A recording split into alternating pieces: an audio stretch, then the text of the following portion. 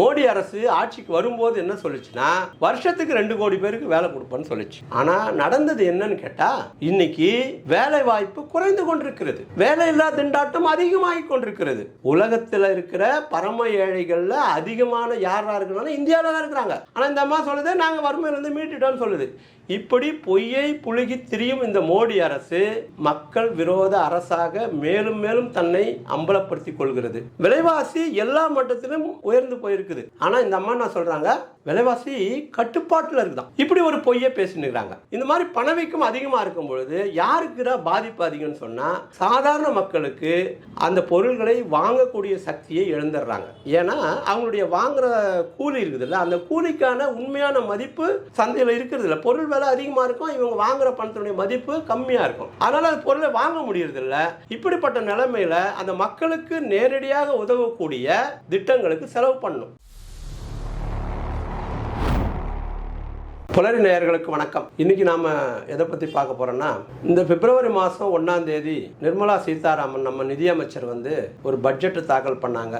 அது தேர்தல் வர்றதுனால இடைக்கால பட்ஜெட் தான், முழு பட்ஜெட் இல்லை. ஆனாலும் இந்த பட்ஜெட் வரும்போதெல்லாம் மக்களுக்கு ஒரு நப்பாசை வரும், ஏதாவது செய்வாங்களா. ஏன்னா அதுக்கு முன்னாடிலாம் நம்ம எதுவும் செய்யறது இல்லை. சரி தேர்தல் வருது, தேர்தல் நேரத்தில் நமக்கு ஏதாவது செய்வாங்களா அப்படின்னு மக்கள் எதிர்பார்க்கறது ஒரு பக்கம்னா, இந்த பத்திரிகைகள் ஒரு சிறு சிறு எதிர்பார்ப்புகளை உருவாக்கி விடுறாங்க. அந்த வகையில் பெட்ரோல் டீசல் விலையை குறைப்பாங்க, கேஸ் விலையை குறைப்பாங்க, விலைவாசியை குறைக்கிறதுக்கு ஏதாவது பண்ணுவாங்க, இப்படியெல்லாம் பல விருப்பங்களை தெரிவிச்சிருந்தாங்க பத்திரிகைக்காரங்களும் ஊடகங்களும். ஆனால் நிர்மலா சீதாராமன் அந்த பட்ஜெட் உரையில பண்ணது என்னன்னு கேட்டினா பட்ட நாமம் தான். என்ன பண்ணாங்க, நாங்க இது தேர்தல் கால பட்ஜெட்டு, இங்க நாங்க எதுவும் செய்ய முடியாது, அதனால இப்ப ஒரு நிதி ஆளுமை மட்டும்தான் இது பண்ண முடியும், அதுக்கு மேல எதுவும் பண்ண முடியாதுன்னு ஓப்பனாவே அறிவிக்கிறாங்க. வேற என்ன சொன்னாங்க அப்படின்னு பார்த்தா, நாட்டினுடைய பொருளாதாரம் மிக வேகமாக வளர்ச்சி அடைந்து வருகிறது. இந்த முன்னணி நாடுகள், உலகத்தில் இருக்கிற முன்னணி நாடுகளுக்கு விட இந்தியா மிக வேகமா முன்னேறுது. நம்ம 6% மேல வளர்ச்சி கண்டிருக்கிறோம். இந்தியாவை கிட்டத்தட்ட 5வது மிகப்பெரிய ஒரு பொருளாதாரமாக வளர்ந்து கொண்டிருக்கிறது. அதனால மக்கள் எல்லாம் சுபிட்சமாக இருக்கிறார்கள், வேலை வாய்ப்பு கிடைச்சிருக்குது, மக்களுக்கு நல்ல எதிர்காலத்தை பற்றி சிந்திக்க வேண்டிய நிலைமை உருவாயிருக்குது, அவங்களுடைய வாழ்க்கை மிக சந்தோஷமாக இருக்கிறார்கள்னு இப்படி ஒரு பச்சை பொய்யை நிர்மலா சீதாராமன் அதை அறிக்கையா வாசிக்கிறாங்க. அந்த இதுல சரி இப்படி அறிவிச்சாங்க. இது எவ்வளவு தூரம் உண்மை அப்படின்னு நம்ம பார்க்க வேண்டியது இருக்குது. இந்த நாடு பொருளாதாரத்தில் உண்மையிலேயே முன்னேறி இருக்குதா அப்படின்னு பார்த்தா, உண்மையில் 2019 என்ன சொன்னாங்கன்னா, 2024 $5 டிரில்லியன் கொண்ட பொருளாதாரமாக இந்தியாவின் பொருளாதாரத்தை மாற்றுவோம் அப்படின்னு மோடி அரசாங்கம் சொல்லிச்சு. $5 டிரில்லியன் 5 லட்சம் கோடி டாலர். ஆனா இருக்கிறது என்னன்னு கேட்டா $3 லட்சம் கோடி பொருளாதாரமாக தான் இப்ப இருக்குது. இவங்க சொன்னது நடக்கல. இப்ப என்ன சொல்றாங்க, 2030 அதை எட்டிடுவோம் அப்படின்னு சொல்றாங்க. இது ஒரு பக்கம் இருக்கட்டும். இன்னொரு பக்கம், சரிப்பா முன்னணி நாடுல ஒன்னாதான் வளருது, இந்த பொருளாதாரம் யாருக்கு பயன்பட்டு இருக்கிறது, சாதாரண மக்களுக்கு பயன்பட்டு இருக்குதா, வேற யாருக்கு பயன்பட்டு இருக்குது அப்படின்னு பார்த்தா, இந்த மோடி ஆட்சிக்கு வந்ததிலிருந்து 33% இருந்த கார்பரேட்டுகளுக்கான வரியை 22% குறைச்சிருக்கு. இதன் மூலம் இப்ப பத்திரிகையில என்ன செய்தி கொடுக்குறாங்கன்னா, கிட்டத்தட்ட 25 லட்சம் கோடி மோடி ஆட்சிக்கு வந்ததிலிருந்து இந்த கார்பரேட்டுகளுக்கு சலுகையாக அறிவித்திருக்கிறது அப்படின்னு சொல்றாங்க. இதுதான் யதார்த்தமான உண்மை. யாருக்கு கொடுத்திருக்கிறாங்க, கார்பரேட்டுகளுக்கு சலுகை கொடுத்திருக்கிறாங்க. இன்னொரு பக்கம் ஆக்ஸ்பாம் அறிக்கைன்னு ஒன்று வருஷம் என்ன பண்றாங்கன்னா, உலகத்துல பணக்காரங்களோட நிலைமை என்னவா இருக்குது, ஏழைகளோட நிலைமை என்னவா இருக்குது, இந்த சமத்துவமற்ற நிலை எந்த அளவுக்கு போயின்னு இருக்குது அப்படின்றத ஒரு அறிக்கையாக அந்த அமைப்பு முன்வைக்குது. இவங்க பிப்ரவரி 1ஆம் தேதி அறிக்கை படிக்கிறாங்க. ஆனா ஜனவரி மாதம் 11ஆம் தேதி அந்த அமைப்பு ஒரு அறிக்கை வெளியிட்டு இருக்குது. அது என்ன சொல்லுதுன்னு சொன்னா, இந்தியாவில் பணக்காரர்களுக்கும் ஏழைகளுக்குமான இடைவெளி மிக அதிகமாகி கொண்டிருக்கிறது அப்படின்னு சொல்றாங்க. என்ன சொல்றாங்கன்னா, நாட்டில் உள்ள ஒட்டுமொத்த சொத்துக்களில், செல்வங்களில் இந்தியாவில் இருக்கிற 1% மேல்தட்டில் இருக்கிற 1% பேர்கிட்ட இருக்குது. அதாவது 146 கோடியில 1% 1,04,00,000 பேர், 104 லட்சம் 105 லட்சம் பேர்கிட்ட பாதி சொத்து கிட்ட அவங்ககிட்ட இருக்குது. அப்புறம் என்ன சொல்றாங்கன்னா, அது 5% பேர்கிட்ட எவ்வளவா இருக்குதுன்னு சொன்னா 62% இருக்குது. அதே 10% எடுத்துனா 80% சொத்துக்கள் அவங்க கிட்ட தான் இருக்குதுன்னு சொல்றாங்க. அப்ப இந்த நாட்டினுடைய பொருளாதாரம் யார் கையில் இருக்குது? ஏன்னா இந்த மோடி அரசாங்கம் கார்ப்பரேட்டுகளுக்கான வரியை குறைக்குது, இன்னொரு பக்கம் அவர்களுடைய சொத்துக்களின் மீதான வரி எதையும் போடுறது இல்லை. இப்படி இந்த சொத்துக்கள் பணம் உள்ளவர்களும் கார்ப்பரேட்டுகளிடம் மேலும் மேலும் சொத்து சேர்ந்து போகுது.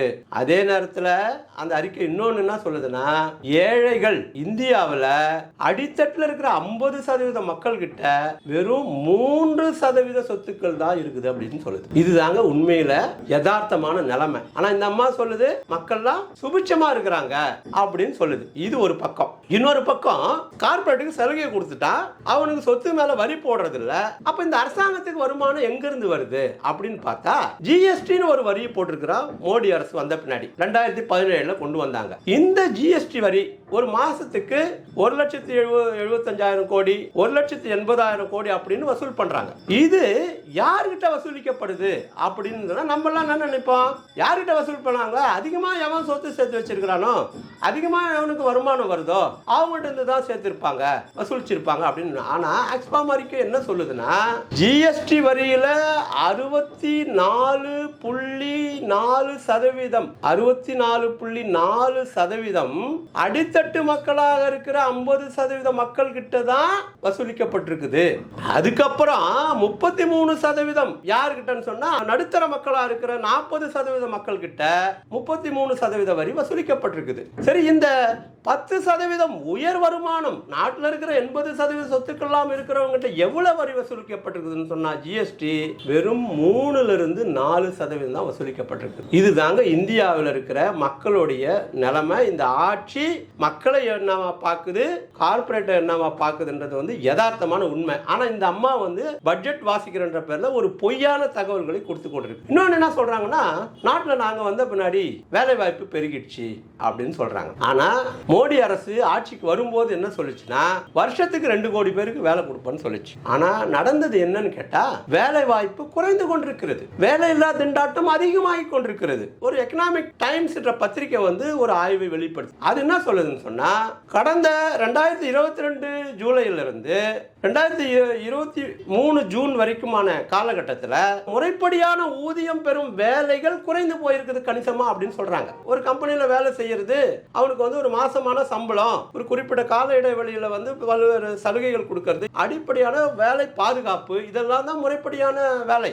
இந்த வேலை குறைஞ்சிச்சுன்னு சொல்லுது. எங்க வேலை அதிகரிச்சிருக்குன்னு சொன்னா, ட்ரெயினிங்களாக அதிகமாக ஆட்கள் எடுக்கப்பட்டிருக்கிறார்கள், கேஷுவல்கள் அதிகமாக இருக்கிறாங்க, அப்புறம் சுய வேலை வாய்ப்புகள் அதிகமாக ஈடுபட்டிருக்கிறாங்க. இப்போ ஜொமேட்டோ கிமோட்டோ இப்படி எல்லாம் போறாங்கல்ல, இதெல்லாம் வந்து ஒரு சர்வீஸ் செக்டர் மாதிரி ஓடுது. அவன் ரோட்ல ஓடி கிடக்குறான், அவனுக்கு எந்த பாதுகாப்பும் இல்லை, வேலை இல்லை. இப்படிப்பட்ட வேலைகள் தான் இன்னைக்கு அதிகரிச்சிருக்கிறது தவிர முறையான வேலைகள் இல்லை அப்படின்னு சொல்லியிருக்குது. இன்னொரு பக்கம் இந்த ஒயிட் காலர் ஜாப்னு சொல்லுவாங்க, ஆபீஸ்ல வேலை செய்யறது, அந்த வேலை 16% குறைந்து போயிருக்குதுன்னு சொல்லுது. 16% ஒயிட் காலர் ஜாப் குறைஞ்சு போச்சு. அதாவது ஒயிட் காலர் ஜாப்னா இப்போ ஐடி, பிபிஓ, இந்த ஹாஸ்பிட்டல்ஸ், இந்த இதுல எல்லாம் வேலை செய்யறாங்க இல்லையா, ஸ்கூல்ஸ் இதெல்லாம் வேலை செய்யறாங்க இல்லையா, இந்த ஜாப் வந்து 16% குறைஞ்சு போயிருக்குது. குறிப்பா என்ன சொல்றான்னா, சென்னை, பெங்களூரு, பூனே, ஹைதராபாத் இது மாதிரியான பெருநகரங்கள்ல 25% வரைக்கும் வேலை குறைஞ்சு போயிருக்குதுன்னு சொல்றான். இதுதான் இன்னைக்கு வேலையினுடைய நிலைமை. இந்த அம்மா என்ன சொல்லுது, வேலை வாய்ப்பு நாங்க அதிகப்படுத்திட்டோம்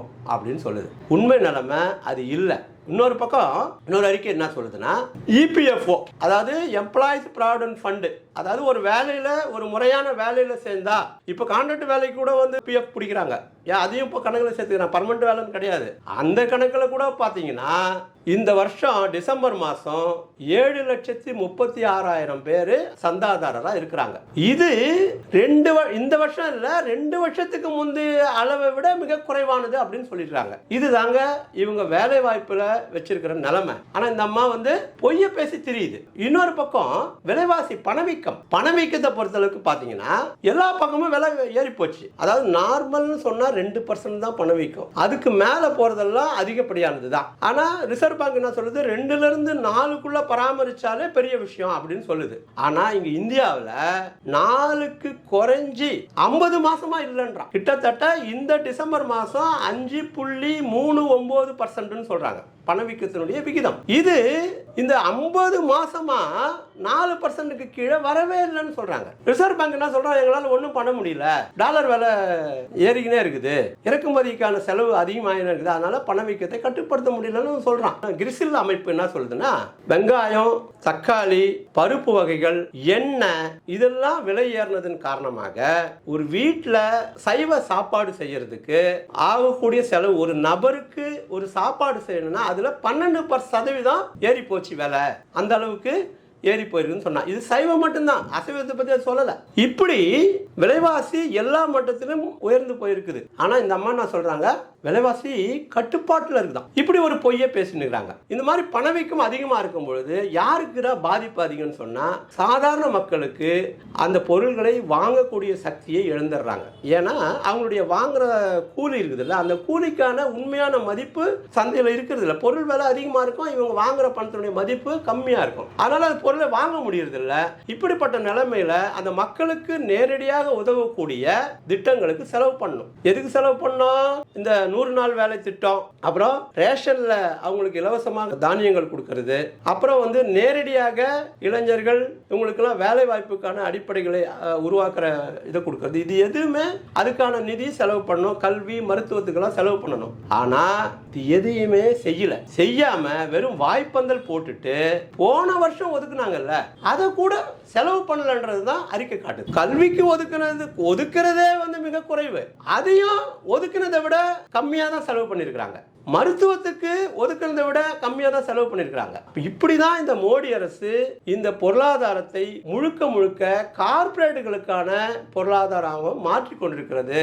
கார்ப்பரேட்டுகளுடைய வளர்ச்சியை இந்த நாட்டின் வளர்ச்சியாக ஒரு பொய்யான தோற்றத்தை உருவாக்கி கொண்டிருக்குது. மக்கள் மிகவும் கஷ்டப்பட்டு கொண்டிருக்கிறார்கள். அந்த அம்மா சொல்றாங்க, நாங்க ஆட்சிக்கு வந்த பின்னாடி 25 கோடி பேரை வறுமையிலிருந்து மீட்டுட்டோம்னு சொல்றாங்க. ஆனால் ஆக்ஸ்பாம் அறிக்கை என்ன சொல்லுதுன்னா, உலகத்திலேயே அதிகமாக பரம ஏழைகள் உள்ள நாடாக, அதாவது ஒரு நாளைக்கு $2 $150 160 ரூபாய் தான் வருமானம். இதை சம்பாதிக்கிறது அளவுல பார்த்தா கிட்டத்தட்ட 22.89 கோடி பேர் இந்தியாவில் தான் இருக்கிறாங்கன்னு சொல்றாங்க. உலகத்தில் இருக்கிற பரம ஏழைகள்ல அதிகமான யாரா இருக்கிறாங்க இந்தியாவில் தான் இருக்கிறாங்க. ஆனா இந்த அம்மா சொல்லுது, நாங்க வறுமையிலிருந்து மீட்டுட்டோம்னு சொல்லுது.